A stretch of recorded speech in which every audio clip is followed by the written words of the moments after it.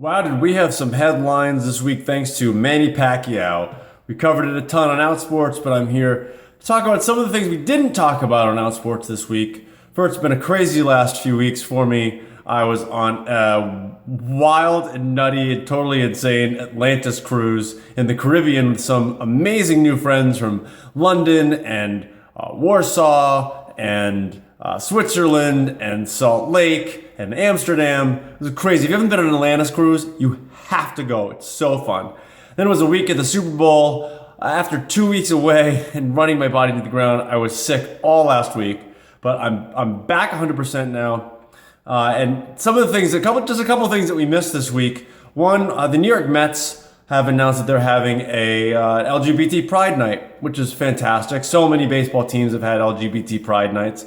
The funny thing is that they keep saying that it's the first one that they're having. That's not true. In 2004, I organized an LGBT Pride Night with the Mets. I think we called it Out with the Mets, or I don't know what we called it, but it was a Pride Night. In 2011, the team, an executive at the team, again organized an LGBT Pride Night. So this is the third one they're having, though I'm told by one of the organizers that the team is really embracing the whole community, and this is going to be a relationship that the New York Mets have with the LGBT community in New York over the course of the next year. So that's a big change, and that's fantastic to hear. To see a team really invested in the LGBT community at the local level is really cool. The other one is yet still even more homophobic stuff coming out of European soccer.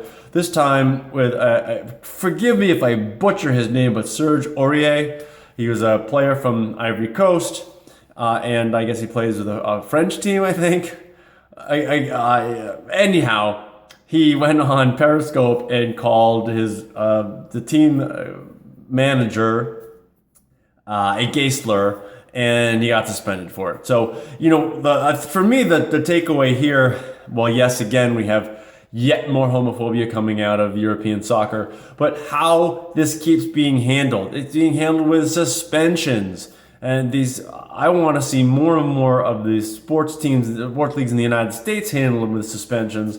When Rajon Rondo called Bill Kennedy, the referee, a gay slur, he got a one-game suspension. To me, it's just a slap on the wrist.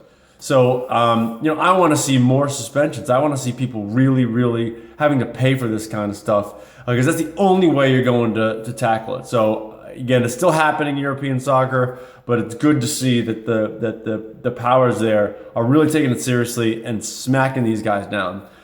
I think we covered most of the headlines in the LGBT sports world this week. I know there's a conference in Toronto going on this weekend, the Scrum, which is around rugby. If we missed something, always email me. I'll put my email right here so you can see it.